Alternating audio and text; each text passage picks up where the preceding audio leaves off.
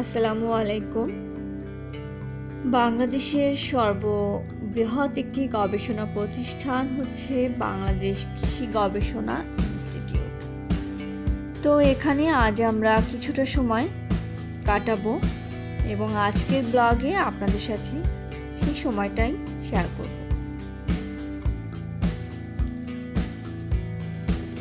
শীতকাল শুরু হয়েছে, তো পাতা ঝরা দিনও শুরু।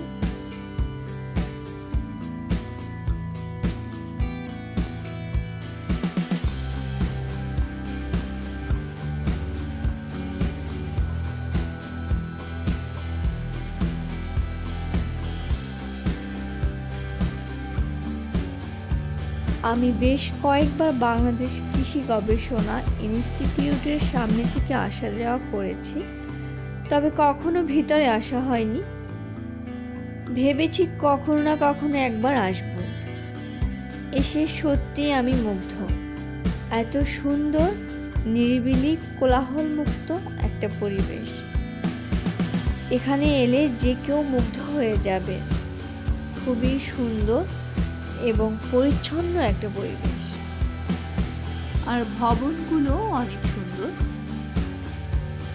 রাস্তাও খুব মসৃণ।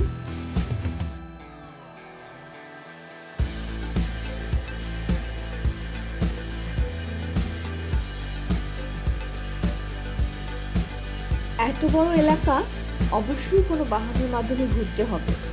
পায়ে হেঁটে ঘুরে দেখা সম্ভব না। এখানে 290টি জাত ও 310টি প্রযুক্তি উদ্ভাবন করেছে বিজ্ঞানীরা।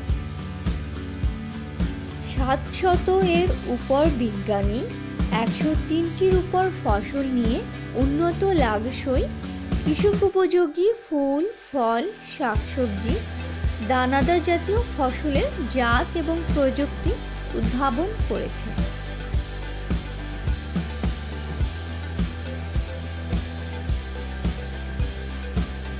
দূর থেকে গাছগুলো দেখে মনে হচ্ছে সিম গাছ।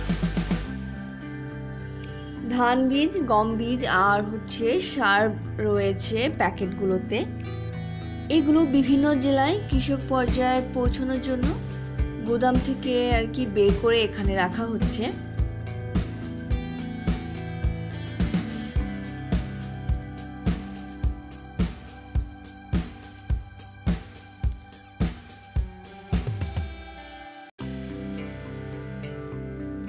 আমাদের দেশের জনসংখ্যার খাদ্য চাহিদা মেটাতে বাংলাদেশ কৃষি গবেষণা ইনস্টিটিউটের অবদান অনেকখানি। যারা গাজীপুর আসবেন, সময় করে অবশ্যই এখানে ঘুরে যাবেন, ভালো লাগবে।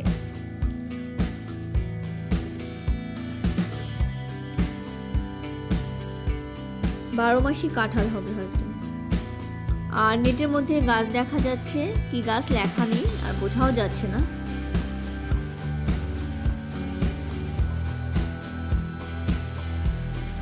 এদিকটা অনেক সুন্দর, সুপারি গাছ আর সাথে ফসলের মাঠ, খুবই সুন্দর।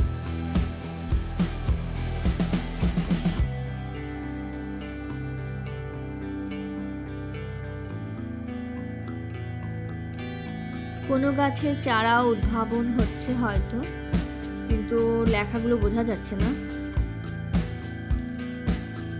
আর এদিকটায় কন্দাল ফসল গবেষণা কেন্দ্র। আলু, মিষ্টি আলু, মেটে আলু, কচু, এগুলো হচ্ছে কন্দাল ফসল। যেদিকটাই তাকাই সেদিকটাই একটা পরিচ্ছন্ন, একটা সুন্দর পরিবেশ। এরকম একটা পরিবেশে অনেকটা সময় কাটানো যাবে শুধু গাছ দেখি। আমরা বের হয়ে যাচ্ছি, অনেকটা সময় কাটালাম।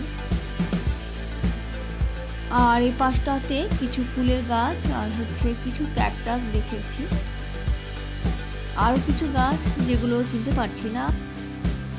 এখানে হয়তো এসব গাছগুলো নিয়ে গবেষণা চলছে, বলতে পারছি না। কারোর সাথে আমাদের দেখাও হয়নি যে কিছু জানবো বা বুঝতে পারবো।